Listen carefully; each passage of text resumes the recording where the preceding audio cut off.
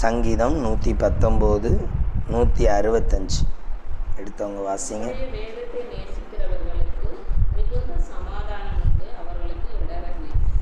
ஸ்தோத்திரிக்கிற ஆண்டவரே, இந்த வார்த்தையின்படி எங்களோடு பேசுங்க. ஆண்டவருடைய கரங்கள் இந்த வார்த்தை மூலமாய் எங்களோடு இடைபடும்படியாய் ஜெபிக்கிறோம். கர்த்தர் பேசும்படி ஜெபிக்கிறோம். இயேசுவின் நாமத்தில் பிதாவே, ஆமேன். இன்றைக்கு ஆண்டவர் நமக்கு கொடுக்குற வார்த்தை, வேதத்தை நேசிக்கிறவர்களுக்கு மிகுந்த சமாதானம் உண்டு. இயேசு கிறிஸ்துவின் வார்த்தையை நேசிக்கிறவர்கள், அதை பின்பற்றுகிறவர்களுக்கு என்ன உண்டா? மிகுந்த சமாதானம் உண்டு. இன்றைக்கி நம்ம வேலைகள், நம்ம குடும்பங்களில் நிறைய போராட்டங்களோ இல்லை சில கஷ்டங்கள், சில துக்கங்கள் வரும்பொழுது சொல்லுவோம், எங்கள் வீட்டில் என்ன இல்லை, சமாதானமே இல்லை, நித்தமும் இதனால் பிரச்சனை வருது, வீட்டில் இருக்கிற வேலை இல்லை, இந்த பணம் இல்லாதனால எங்கள் வீட்டில் என்ன வருது, பிரச்சனை வருது. சில சொல்லுவாங்க, இந்த கடன்னாலே எங்கள் வீட்டில் டெய்லி என்ன தான், சண்டை தான். நன்றாய் கவனித்து கொள்ளணும். வசனம் சொல்லுது, வேதத்தை நேசிக்கிறவர்களுக்கு சமாதானம். ஒருவேளை ஒரு மனிதன் ஆலயத்துக்கு போயிட்டு இந்த வேதத்துக்கு கொடுக்க வேண்டிய முக்கியத்துவம் கொடுக்கலை அப்படின்னா அங்கே என்ன எதிர்பார்க்க முடியாதுன்னா, தேவனுடைய சமாதானத்தை என்ன பண்ண முடியாது, பார்க்க முடியாது. ஏனென்றால் வேதம் சொல்லுகிறது, இந்த வேதத்தை பின்பற்றுகிறவர்கள் இல்லை வேதத்தை அதிகமாக நேசிக்கிறவர்களுக்கு என்ன உண்டாகும், சமாதானம் உண்டு. அவர்கள் இடறுவதில்லை அப்படின்னா தெரியும், ஒரு தோல்வியை சந்திக்க மாட்டாங்க. இல்லை சில சூழ்நிலையில், சில வேளைகளில் சில சொல்லுவாங்க, எல்லாரும் என்ன இப்படி நினைக்கிறாங்க, அப்படி நினைக்கிறாங்க, இப்படி குற்றப்படுத்துகிறாங்க. நன்றாய் கவனித்து கொள்ளணும். நம்மளை ஒரு வேளை சில வேளைகளில் சிலர் நமக்கு விரோதமாக செயல்பட்டது போல் இருக்கும். நம்ம யாருக்கு விரோதமாகவோ செயல்பட்டுட்டு இங்கே வந்து நல்ல பிள்ளை போல் இருப்போம். ஆனால் நமக்கு விரோதமாக இன்னொரு ஆள் என்ன பண்ணுவாங்க, செயல்பட்டுட்டு இருப்பாங்க. அதனால தான் எதை விதைக்கிறோமோ அதை என்ன பண்ணுவோம், அறுவடை செய்வோம். சில வேளைகளில் சொல்லுவோம் இல்லையா, நான் கரெக்டாக தான் இருக்கிறேன், ஆனால் எல்லோரும் எனக்கு விரோதமாக என்ன பண்ணுறாங்க, எழும்பிட்டே இருக்கிறாங்க. சிலர் அப்படியெல்லாம் சொல்லுவாங்க. ஆனால் உண்மையிலேயே கவனிக்கிற, இவங்க கரெக்டு இல்லை, இவங்க யாருக்கு விரோதமாக எழும்பின நிமித்தம்தான் இன்னொரு ஆள் என்ன பண்ணுறாங்க. இப்போ ஒன்றும் வேண்டாம், நம்ம வந்து நிறைய வேலை செய்கிறோம், வீட்டில் டயர்டாகிறோம், கொஞ்சம் ரெஸ்ட் எடுக்கிறோம், மறுபடியும் என்ன உண்டாகுது, அந்த சரீரத்துக்கு கொஞ்சம் இளைப்பாறுதல் உண்டாகுது, மறுபடியும் என்ன பண்ணுறோம், வேலை செய்கிறோம். இப்போ இந்த சரீரத்துக்கு விரோதமாக நம்ம ரெஸ்ட்டே கொடுக்கல அப்படின்னா என்ன ஆகும், பலவீனம் தாக்கும். அதுக்கப்புறம் எந்த வேலையும் செய்யவே முடியாது. ஏன்னா அந்த சரீரத்துக்கு நல்லது விதைக்காதது போது நல்லது பார்க்கவே, நம்ம சரீரத்தில் நல்லது விதைக்காத போது நல்லது என்ன பண்ண முடியாது, பார்க்க முடியாது. இதே போல் தான் நம் வாழ்க்கையில் நமக்கு அருகாமையில் இருக்கிறவங்க, நம்ம கூட பழகிறவங்க, அவங்களுக்கு நம்ம நல்லதே விதைக்கலைன்னு வைங்களேன், நமக்கும் நல்லது கிடைக்கவே செய்யாது. ஆனால் நம்ம என்ன சொல்லுவோம் தெரியுமா, நம்ம கரெக்டாக இருக்கிறது போல் அவங்க மோசம், இவங்க மோசம், அவங்க எப்படியெல்லாம் பேசுகிறாங்க தெரியுமா, நம்ம எத்தனை பேரை குறை பேசுகிறோம். இதே போல் தான் நீங்கள் குறை பேசுகிற உங்களுக்கு பின்னால் இன்னொரு ஆள் உங்களை என்ன பண்ணுவாங்க, குறை பேசுவாங்க. இப்போ நம்ம சொல்கிறோம் இல்லையா, யாராவது சொல்லுவோம், உங்களை இவங்க இப்படி பேசுகிறாங்களா, அந்த பொம்பளை அப்படி தான், அது அப்படி தான் என்ன பண்ணோம், பேசுவோம். நம்ம கரெக்டாக அப்படின்னா நம்ம எத்தனை பேர் என்ன பண்ணோம், குறை பேசிக்கிட்டே இருப்போம். அப்போ வேதத்தை நேசிக்கிறவர்கள் அப்படின்னு என்ன அர்த்தம், ஒரு காரியம் நம்ம பேசும் முன்பு வேதனை சொல்லும், இது தப்பு, இதை பேசாத. ஆவியானவர் நம்மளை என்ன பண்ணுறாரு, தடை பண்ணுறாரு, நடத்துகிறார். சில இடங்களில் பார்த்திங்க அப்படின்னா நம்ம போகிற இடத்த சொல்கிறார், இங்கே போவாத, இரு, நெல், எழுந்துரு, இந்த இடத்துல நிற்காத. அப்போ வசனம் மூலமாக ஆண்டவர் என்ன பண்ணுறாரு, இடைபடுறாரு. இப்போ நல்லா கவனித்து பாருங்கள், நம்மளுடைய சமாதான குறைவுக்கு நாம் தான் பல வேளைகளில் என்ன பண்ணுவோம், காரணமாக இருப்போம். ஆனால் நம்ம எப்போதுமே என்ன தான் சொல்லுவோம், மற்றவங்கள தான் குறை சொல்கிறோம். அப்போ நல்லா கவனித்து பார்த்துட்டுங்க, நீங்கள் யாரையாவது குறை சொல்லிட்டு இருக்கீங்களா, உங்களை 10 பேர் குறை சொல்ல இருப்பாங்க. நீங்கள் யாரையாவது இப்போ சொல்லுவாங்க, கர்த்தரை பின்பற்றினா என்ன உண்டு, நெருக்கம் உண்டு. கர்த்தரை பின்பற்றினா நெருக்கம் உண்டு. உண்மையில் அப்படி தான், பைபிள் வசனம் அப்படி தான் சொல்லுது. கனி உள்ள மரத்துக்கு என்ன உண்டு, கல்லடி உண்டு. நம்ம கனியா, நம்ம தேவன் எதிர்பார்க்குற எந்த கனியும் இல்லை. அப்போ நம்ம மேலே கல்லடி விழுறதுக்கு காரணம் என்னென்னா, நம்ம நிறைய வேலைகள் என்ன இல்லை, சரி இல்லை. ஒரு மனிதன் சரியாக இருப்பான், ஆனால் அவனுக்கு எப்போவும் என்ன உண்டு அப்படின்னா, கல்லறி உண்டு. சரியாக இருக்கணும். ஆனால் சரியாக இருந்து ஒரு மனிதனுக்கு கல்லடி விழும்பொழுது அவன் அந்த கற்களை பார்க்குறதே இல்லை. அதை கவனிக்கணும். நமக்கு ஒரு பிரச்சனை வந்து அவங்க இப்படி சொல்கிறாங்க, இவங்க சமீபத்தில் ஒருத்தங்க சொன்னாங்க, எங்கள் வீட்டில் கொஞ்சம் இப்படியெல்லாம் நெருக்கம் இருக்குது, அப்போது அதை சார்ந்து ஒரு ஆள் சொல்லியிருக்காங்க, எனக்கு பணம் இல்லை அப்படின்னு. அப்போ அவங்க சொல்லியிருக்காங்க, நீங்கள் தான் இதுக்கெல்லாம் பணம் கட்டுறீங்கல்ல, அப்போ அந்த பணத்தை எடுத்து இங்கே போட வேண்டியதுன்னு எதுக்கு அங்கே கொண்டு கட்டுறீங்க அப்படின்னு. அப்போ உடனே அதை அந்த நபர் சொல்லி கவலைப்படுறாங்க, அப்போ நான் இல்லாத போது என்னெல்லாம் இவங்க பேசிகிட்டு இருக்கிறாங்க அப்படின்னு. அதே நபர் இன்னொரு நபர் இல்லாத போது இந்த நபர் கூடி என்ன பண்ணுறாங்க, அவங்க பயங்கரமான கள்ளன்கள். அப்போ நீங்கள் என்ன பேசுகிறீங்களோ அதே தான் மற்றவங்க என்ன பண்ணுவாங்க, உங்களை குறித்து பேசுவாங்க. அப்போ நல்லா கவனித்து பாருங்கள், நம்ம வாழ்க்கையில் சிலர் குறை பேசுகிறாங்க, சிலர் நம்ம பிள்ளைகளை இதுங்கிறாங்க. நம்ம 4 பிள்ளைகளுக்கு மார்க் போட்டால் நம்ம பிள்ளைகளே 4 பேர் என்ன பண்ணுவாங்க, நம்ம 4 பிள்ளைகளை மார்க் போடுவோமா, இது சரியில்லை அது சரியில்லை. என்றைக்குமே கவனமாக விதைக்கணும். இப்போ ஒரு 15 வயசு பையன் இருக்கிறான், அவனை சொல்லுவான் ஒரு கீழ்ப்படுதல் இல்லை. நாளைக்கு நம்ம பையன் 15 வயசு ஆகும் பொழுது எப்படி இருப்பான்? ஏன் அப்படி இருப்பான்னா, நம்ம ஆல்ரெடி என்ன பண்ணியிருப்போம். சரி, குறை சொல்கிறதெல்லாம் பாவமா, உண்மையை தானே சொன்னோம். ஆனால் வசனம் சொல்லுது, ஒருவனை குற்றப்படுத்தவோ இல்லை குறை பேசவோ இதுங்காமல் மாறாக அவங்கள என்ன பண்ணுங்க, அவங்களுக்காக ஜெபம் பண்ணுங்க. அவங்கள எந்த இடத்துல என்ன பண்ணாதீங்க, மட்டம் தட்டாதீங்க. ஒரு முறை ஒரு கூட்டத்துக்கு போயிருக்கிற ஒரு ஊழியக்கார், அந்த ஊழியக்காருக்கு ஒரு பலகீனம். அப்போ அந்த பலகீனத்தை அந்த கூட்டங்களில் சொல்கிறார், இப்படி ஒரு பலகீனம் இருக்குது, எனக்காக என்ன பண்ணுங்க ஜெபம். உடனே அதில் இருந்த ஒரு பெரிய ஊழியக்கார், அதாவது வயதில் மூத்த ஊழியக்கார் சொல்கிறாரு, இது சாபமாக்கும், இந்த வியாதி என்னது சாபமாக்கும். இதை கேட்ட அந்த வியாதியோட போயிருக்கிற அந்த ஊழியக்காருக்கு மனம் உடைஞ்சிட்டு அந்த கூட்டத்துக்கு போகிறதையும் நிறுத்திட்டார். அந்த கூட்டத்துக்கு போகிறதையும் நிறுத்திட்டார். அது அப்படியே போயிடுச்சு. அப்போ அந்த வியாதியை குறித்து அதுக்கப்புறம் அந்த ஊழியக்கார் கவனித்தது, நிறைய பேருக்கு இந்த வியாதி இருக்குது. இந்த வியாதி இயல்பு. வியாதி வர்றதெல்லாம் சாபம்னு சொன்னால் நம்முடைய வார்த்தைகள் சமாதானத்தை குலைத்து போடும். நம்முடைய வார்த்தைகள் ஒரு ஐக்கியத்தை குலைத்து போடும். எப்போ வசனத்தை விட்டுட்டு பேசுகிற வார்த்தைகள் வெளியே கொண்டு வர்றோமோ அதெல்லாம் நமக்கு என்ன உண்டாக்குது. கடந்த நாட்களில் ஒரு இடத்துல பார்த்தேன், ஒரு இடத்துல இதே போல் ஒரு வியாதியில் இருக்கிறதா அவருக்கு ஜெபம் பண்ணும் அப்படின்னு சொன்ன உடனே அதில் வந்திருந்த ஒருத்தர், இது அவர் அன்னைக்கு தேவனுக்கு விரோதமாக இருந்தார், அதனால் ஆண்டவர் தண்டிச்சிட்டார் அப்படின்னு. உடனே இன்னொரு ஊழியக்காரர், ஜட்ஜ்மெண்ட் கொடுக்கறது நமக்கு வேலை இல்லை, நம்ம ஜெபம் பண்ணுறோம், அது உண்மை அதுதான் அப்படின்னு அவர் என்ன பண்ணுறோம். இப்போ 2 பேருக்கு என்ன உண்டாயிடுச்சு, வாக்குவாதம் உண்டாயிடுச்சு. இவர் நம்ம நியாயம் தீர்க்கக்கூடாதுங்க, இது நியாயம் தீர்க்கலாம், ஆண்டவர் இதை தண்டிச்சிட்டாருங்க. அப்போது என்ன நடக்குது அப்படின்னா, யார் கீழே விழுவாய் என்கிற ஒரு எண்ணம் சில வேளைகளில் என்ன பண்ணுது, நமக்குள்ளே நம்மளை அறியாமலே ஓடிக்கிட்டு இருக்கு. அப்படி கீழே ஒரு ஆள் விழுந்துட்டா உடனே என்ன பண்ணுறோம், அன்னைக்கு இதெல்லாம் பண்ணதுனால தான் அவருக்கு.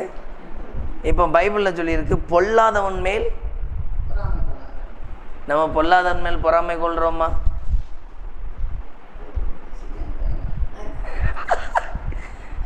பொல்லாதவன் மேல் பொறாமை, அதாவது நீதிக்கேடா ஒருத்தன் நடந்தா, பைபிள் நீதிமொழியில் அப்படி ஒரு வசனம் இருக்குது.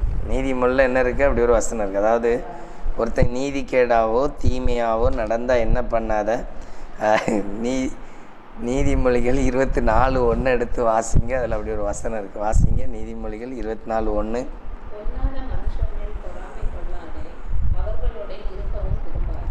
பொல்லாதன் மேல் பொறாமை கொள்ளாதே. இப்போ ஒரு ஆள் நீதி கேட்டால் அநியாயமாக பணம் சம்பாதிக்காரு, கடன் வீடு கட்டுறாரு. இப்போ தூரத்துலேருந்து பார்த்து சொல்கிறோம், எப்படி ஆக்கும் இவனுக்கு பணம் வந்துச்சு, இப்படியெல்லாம் என்ன பண்ணுறாங்க. ஒரு ஆள் 2-3 கார் வச்சுருக்கிறாரு, கொஞ்சம் வசதியாக இருக்கிறாரு. நம்ம சொல்கிறோம், கொஞ்சம் வருஷத்துக்கு முன்னாடி வீடே இல்லாமல் இருந்தாங்க, இடம் வாங்கினாங்க, கடன். அவர் நீதிக்கேடு செஞ்சுட்டு போட்டு, அநியாயம் செஞ்சுட்டு போட்டு, நமக்கு பொறாமையான வார்த்தை வருதா வரலையா? ஆனால் நம்ம என்ன சொல்கிறோம், நாங்கள் கரெக்டாக இருக்கிறோம்.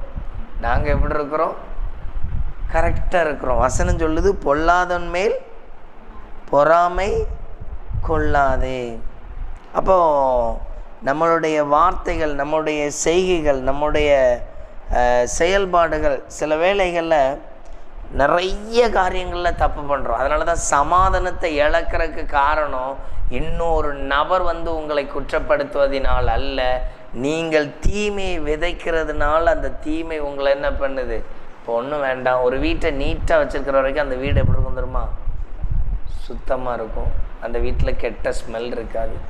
அதுவே வீட்டில் சாம்பார் கொட்டி கிடக்கு, மீன் குழம்பு ஒரு சட்டி கழுவாம கிடக்கு, இப்படி வீடு அப்படி குப்பையாக இருந்தால் எப்படி இருக்கும் தெரியுமா? உள்ளே வந்தோம்னா அந்த வீட்டுக்குன்னே ஒரு ஸ்மெல்லை என்ன பண்ணிடும், அடிச்சிடும். நீட்னஸ் இல்லை. நீட்னஸ் என்ன பண்ணல, என் வீடு வந்து நான் இருக்கிற ரூமை வந்து பூட்டியே போட்டிருப்பேன்.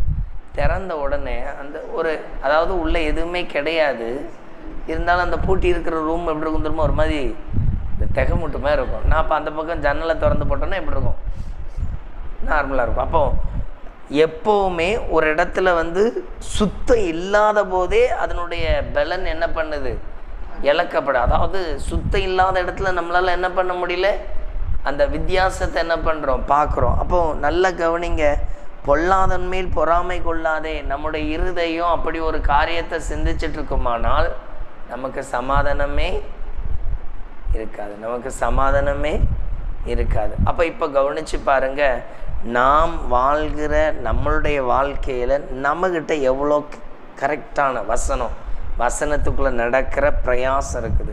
இந்த வசனத்துக்குள்ளே நடக்கும்பொழுது சமாதானத்துக்கு குறைவே இருக்காது. வசனத்தை சரியாக கடைபிடிக்காத போது சமாதானத்தை பார்க்கவே முடியாது. அதான் வேதத்தை நேசிக்கிறவர்களுக்கு மிகுந்த சமாதானம் என்னது, இந்த வேதத்தின்படி நடக்கணும், இப்படி இருக்கணும், இப்படி பேசணும், இப்படி செய்யணும், இந்த எண்ணம் இருக்கும் பொழுது என்ன உண்டாகாது, ஒன்றும் வேண்டாம்.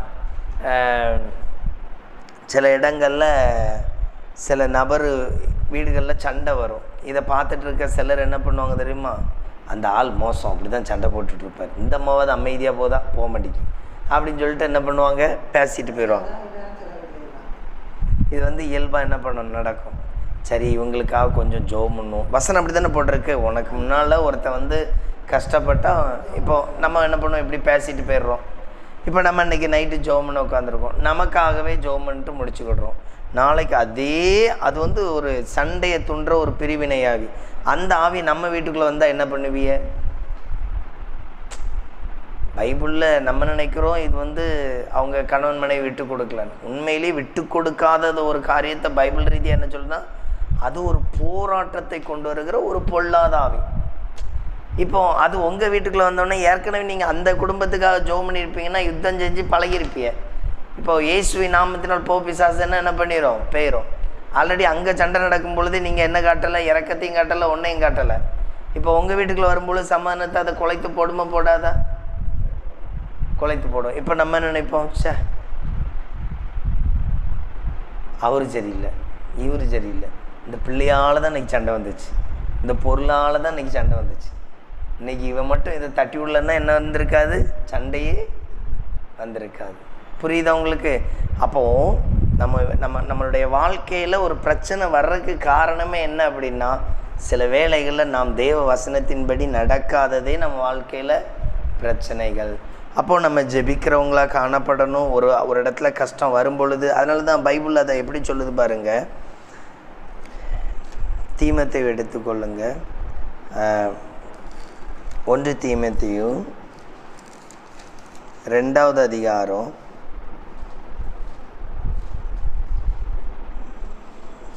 2வது வசனம் வாசிங்க.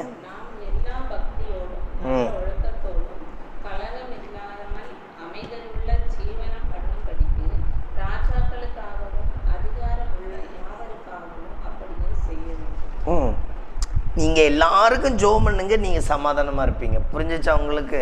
அந்த இடத்துல போட்டிருக்கு பாருங்கள், நாம் எல்லா பக்தியோடும் நல்லொழுக்கத்தோடும் கலகமில்லாமல் அமைதியுள்ள ஜீவனம் பண்ணும்படிக்கு. நல்லா இருக்கணுமா, நீங்கள் மற்றவங்களுக்கு என்ன பண்ணுங்க, ஜெபம் பண்ணுங்க. அது எல்லாருக்கும் ஜெபம் பண்ணுங்க. அப்போது நல்லா கவனிக்கணும். ஒரு சண்டையோ ஒரு விபத்தோ ஒரு வியாதி உள்ள நம்ம ஜெபம் பண்ணிட்டே இருக்கணும். நம்ம அப்படி ஜெபம் பண்ண எண்ணத்தை நாம் காண்கிறோம். நம்ம ஜெபம் பண்ணும் பொழுது எண்ணத்தை பார்க்குறோம் அப்படின்னா நன்றாய் கவனித்து கொள்ளணும். அப்படி ஜெபிக்கிற இடங்களில் ஒரு தேவ மாற்றம் உண்டாகும். அதாவது நம்ம குடும்பங்களுக்குள்ள என்ன உண்டாகுது, ஒரு சமாதானம் உண்டாகுது.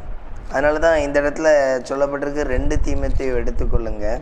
அதனுடைய 3வது அதிகாரம் 16-17 வாசிங்க. 16-17.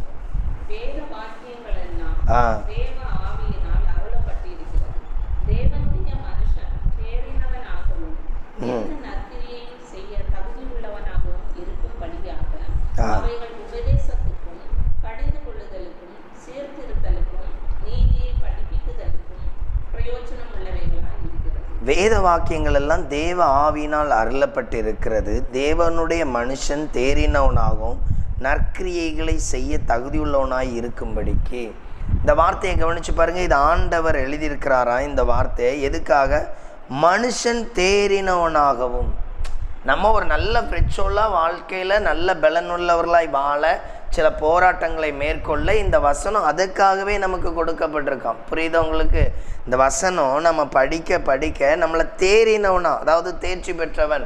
இப்போ சிலவங்க சொல்லுவாங்க இல்லையா, இவனுக்கு குடும்பத்தை நடத்தவே என்ன பண்ணாது தெரியாது, சின்ன பிள்ளைகளை பேசவே தெரியாது, அதில் தேறினவனாய் காணப்பட. இந்த குடும்பத்தில் பணத்தை எப்படி செலவு பண்ணணும்னு தெரியணுமா, நமக்கு அதில் தேறினவர்களாய் காணப்பட வேதவசனம் அவசியமாக இருக்கிறது. அதனால தான் போட்டிருக்கு, எந்த மனுஷனும், அதாவது தெய்வ மனுஷன் தேறினவனாகவும் எந்த நற்கிரியை செய்ய தகுதியுள்ளவனாகவும். அப்போ ஒரு மனிதன் வேதவசனத்தை அதிகமாக வாசி எடுத்து செய்யும் பொழுது தான் நற்கிரியை செய்கிறான். என்ன செய்கிறான்? நற்கிரியைகள். இப்போ யோசிச்சு பாருங்க, நாளைக்கு இயேசு வர்றார். யாரெல்லாம் அந்த இயேசுடைய செயலுக்குள்ளே நம்ம கடந்து போவோம்? ஆண்டவர் நம்மகிட்ட என்ன பண்ணுவார்? கணக்கு கேட்பார், நம்மகிட்ட எதிர்பார்ப்பார். இங்கே சொல்லப்பட்டிருக்கு, நற்கிரியைகள் செய்யணும்னு வசனம் சொல்லுது. நற்கிரியைகள் செய்யணும்.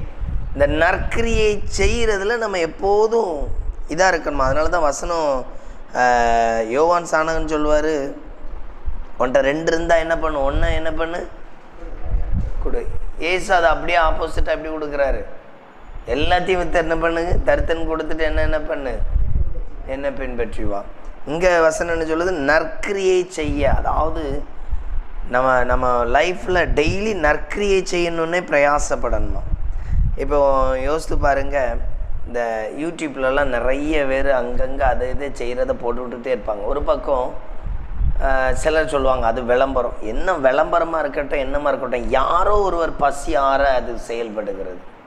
யாரோ ஒருவர் பசியார. இன்றைக்கி அப்படி ஒரு சின்ன நிகழ்ச்சியை பார்த்தேன்.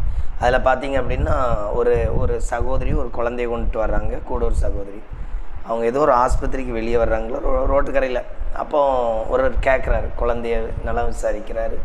அப்போ அந்த தாயார் சொல்கிறேன், என் பிள்ளைக்கு கண்ணில் கேன்சர். கண்ணில் என்னது? கேன்சர். உடனே சரி அப்படியா அப்படின்னு சொல்லிட்டு பேசிட்டு, அந்த நேரத்தில் அந்த நபர் ஒரு பெரிய பணக்கட்டை அந்த அம்மா கையில் கொடுத்துட்டு போகிறார். அந்த அம்மாவுக்கு யாருன்னு தெரியாது. அப்போ அந்த அந்த அந்த செயல் பார்த்திங்கன்னா இது ஒரு நற்கிரியை. நம்முடைய வசனத்தின்படி அவர் கிறிஸ்தவரோ யாரோ, ஆனால் அது அந்த அந்த கிரியை வந்து ஒரு நற்கிரியை. அப்போது யோசித்து பாருங்கள், தேவன் எதிர்பார்க்கிற ஒரு நற்கிரியை. உணவில்லாத ஒரு மனிதனுக்கு உணவு கொடுக்கிற ஒரு செயல் வந்து நற்கிரியைகள், அதாவது நல்ல செயல்கள். அப்போது ஒரு நல்ல செய்யப்படும் பொழுது அங்கே என்ன உண்டாகுது அப்படின்னா மாற்றம் உண்டாகுது. நல்ல செயல்படும் பொழுது அங்கே ஒரு மகிழ்ச்சி உண்டாகுது. ஆல்ரெடி அந்த பிள்ளைக்கு அந்த பாடு எவ்வளோ கஷ்டமாக இருக்கும்னு தாயாருக்கு தான் தெரியும். இருந்தாலும் அந்த இடத்துல உதவி செய்த அந்த மனிதன், அந்த கேரக்டர், அதனால தான் போட்டிருக்கு எந்த வார்த்தையும், எந்த நற்கிரியை செய்ய தகுதியுள்ளவனாக இருக்கும்படின்னா இன்றைக்கி நிறைய பேருக்கு நற்கிரியை செய்ய தகுதி உண்டு, இருதயம் தகுதிப்படுவதில்லை. புரியுதா உங்களுக்கு? ஒரு காலங்களில் கிறிஸ்தவர்கள் நிறைய நற்கிரியைகள் செய்தார்கள். கிறிஸ்தவர்கள் நிறைய செய்தார்கள். இன்றைக்கு செய்கிறவர்கள் இருக்கிறார்கள், ஆனால் எல்லாரும் செய்கிறதில்ல. அந்த இருதயம் என்ன பண்ணுறதில்ல, தகுதியாகப்படுகிறதே இல்லை. நற்கிரியைகள் ஒரு காலங்களில் பண்டிகை காலம் அப்படின்னா இன்றைக்கி போல் இருக்காது. எனக்கு தெரிஞ்சு முன்னால் பண்டிகை காலம்னா இல்லாதவர்களை பராமரிக்கிறத பண்டிகையாக கொண்டாடுவாங்க. இல்லாதவர்களை பராமரிக்கிறத பண்டிகையாகவே கொண்டாடுவாங்க. நான் சொல்கிறது புரிஞ்சிச்சா? இல்லாதவர்களை பராமரிக்கிறதை பண்டிகையாக கொண்டாடுவாங்க. அந்த பண்டிகை நாட்களில் பார்த்திங்க அப்படின்னா அன்னைக்கு கொஞ்சம் இல்லாதவங்கள வீட்டில் கூப்பிட்டு வச்சு அன்னைக்கு சாப்பாடெல்லாம் கொடுத்து இந்த மாதிரிலாம் செய்வாங்க. இது ஒரு பழக்க வழக்கங்கள்.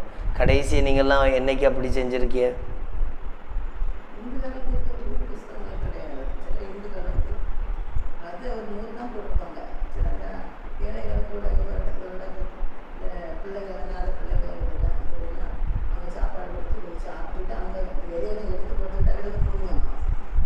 அது இதெல்லாம் நான் பார்த்துருக்கேன். சொன்ன மாதிரி அந்த அந்த அந்த மக்கள் என்ன பண்ணுவாங்கன்னா, அவங்கள கூப்பிட்டு வச்சு சாப்பாடு கொடுத்து அவங்களுக்கு அன்னைக்கு பராமரித்து அனுப்பி விட்டுட்டு அதுக்கப்புறம் தான் இவங்க சாப்பிடுவாங்க. இது சில இதில் பார்த்துருக்குறேன் பயபக்தியை. நமக்கு பைபிள் வசனம் நமக்கு தான் சொல்லியிருக்கு. ஆனால் நம்ம மக்கள் ஒருத்தர் அப்படி செய்கிறதே இல்லை. இதான் அது. ஏன் அப்படின்னா, நம்மக்கிட்ட வசதி இருந்தாலும் தகுதி இருதயத்தில் என்ன பண்ணுறதில்ல, உண்டாகிறதில்ல. ஆனால் வசனம் சொல்லுது என்ன பண்ணுங்க, அப்படி செய்யுங்கள். அடுத்தது, அவைகள் உபதேசத்துக்கும் கடிந்து கொள்ளுதலுக்கும் சீர்திருத்தலுக்கும் நீதியை படிப்பிப்பதற்கும் பிரயோஜனம் உள்ளதாய் இருக்கிறது. முதல்ல உபதேசிக்க இந்த வசனம் உபதேசத்துக்கு நல்லா இருக்குதான். இந்த வசனத்தை யாருக்கு சொல்லி கொடுத்தாலும் அது என்னது தான், அவனை நல்ல வழியில் நடத்தக்கூடியது. அடுத்தது, கடிந்து கொள்ளுதலுக்கு. ஒரு மனிதன் பாவம் செய்யும் பொழுது, நீதிக்கேடாக இருக்கும் பொழுது, இல்லை சபைக்குள்ளே இருந்து கொண்டு அவன் துன்மார்க்கமாய் ஜீவித்தால் கடிந்து கொள்ளுதலுக்கு. அடுத்தது, சீர்திருத்தல். சீர்திருத்தல் வேற, கடிந்து கொள்ளுதல். கடிந்து கொள்ளுதல் அப்படின்னா அவனை சத்தம் போட்டு இது என்ன காரியம்னு சொல்லி கண்டிக்கிறது. சீர்திருத்தல்னா அவன்கிட்ட இருக்கிற அந்த பழைய கேரக்டரை மாற்றி தேவனுக்கு ஏற்ற ஒரு வழிநடத்தல். அடுத்தாப்புல தான் வருது, நீதியை படிப்பிக்கும். சீர்திருந்தும் பொழுது, அவன் சரியாய் மாறும் பொழுது அவன் நீதியை படிப்பிக்கிறவனா என்ன பண்ணுறான், காணப்படுறான். இது புரோஜனம் உள்ளதாக இருக்கிறது. சிலருடைய வாழ்க்கையில் பார்த்தீங்க அப்படின்னா, கணவர் இறந்துருவார். அதுக்கப்புறம் அந்த மனைவி இருந்து சொல்லுவாங்க, அப்படியெல்லாம் இருக்கும் பொழுது அப்படியெல்லாம் இருக்கலையே, இப்படி இருக்கலையேன்னு சொல்லி என்ன பண்ணுவாங்க, ஃபீல் பண்ணுவாங்க. நல்லா கவனிச்சு பாருங்கள். இருக்கும் பொழுது அந்த அந்த எண்ணமே தோணாது. புரியுதா உங்களுக்கு? அப்படி தான் இயேசு வர்ற வரைக்கும் என்ன தோணாது, வசனத்தின்படி நடக்கவே தோணாது. வந்துட்டு போனவர் அப்படி இருந்தோம் இல்லையே, இப்படி செஞ்சோம் இல்லையே. புரியுதா உங்களுக்கு? சிலவங்கள்ட்ட பணமே இருக்காது, அவங்க சொல்லுவாங்க என்கிட்ட மட்டும் இருந்துச்சுன்னா அப்படி செஞ்சுருப்பேன். சரி, இருக்கிறது உங்கள்கிட்ட நல்ல கேரக்டர் இருக்குல்ல, யாரையாவது 4 பேரை கூட்டு வச்சு ஜெபம் நடத்துங்க, இப்படி பண்ணுங்க, அதுக்கும் என்ன பண்ணாது, வராது. ஒருத்தருக்கு நடக்கவே முடியாமல் வயசான காலத்தில் அவருக்கு என்ன தோணும் அப்படின்னா, நல்லா இருக்கும்போது சுவிசேஷம் அறிவிச்சிருக்கலாம், அந்த வாய்ப்பை என்ன பண்ணிட்டேன், இழந்துட்டேன். நல்லா இருக்கும் பொழுது அந்த நைட் ப்ரேயர்லலாம் போய் கலந்துருக்கலாம், வாய்ப்பை என்ன பண்ணிட்டேன், இழந்துட்டேன். அதுக்கப்புறம் சொல்லியே என்ன இல்லை, பலன் இல்லை. அப்போ நல்லா கவனிக்கணும், நம்ம வாழ்க்கையில் தேவன் நமக்கு கொடுத்த தருணங்களை பயன்படுத்தி கொள்ளணும். பயன்படுத்துறதுனால ஒரு மனிதனுக்கு மிகுந்த என்ன உண்டாகிறது, சமாதானம் உண்டாகிறது. அதனால தான் அந்த வார்த்தை போட்டிருக்கு, கர்த்தருடைய வேதத்தை நேசிக்கிறவர்களுக்கு, உம்முடைய வேதத்தை நேசிக்கிறவர்களுக்கு மிகுந்த நேசிக்கிறவர்கள். அந்த வசனத்தின்படி வாழ நம்மளை அர்ப்பணிக்கும் பொழுது கர்த்தர் மெய்யாகவே நம்முடைய எல்லா சூழ்நிலையும் என்ன பண்ணுறாரு, ஆசீர்வதிக்கிறார். அப்போ நம்மளை கவனித்து கொள்ளணும். நாம் தேவனுக்கு பிரியமாக ஒவ்வொரு நாளும், நான் நிறைய இடங்களில் பார்ப்பேன், நம்முடைய வாழ்க்கையில் தேவனுடைய சமாதானம் வரணும் அப்படின்னா வேதத்தின்படி நடக்க நம்மளை என்ன பண்ணணும், ஆயத்தப்படுத்தி கொள்ளணும். அதனால தான் வேதத்தை நேசிக்கிறவர்களுக்கு மிகுந்த சமாதானம் உண்டு. நம்ம வேதத்தின்படி நடக்கும் பொழுது இந்த வேதம் நமக்கு நிறைய காரியங்களில் என்ன பண்ணும், ஆசீர்வாதத்தை கற்றுக் கொடுக்கும். இந்த வார்த்தையின்படி ஆசீர்வதிப்பாராக. நாம் ஜெபிக்கலாம்.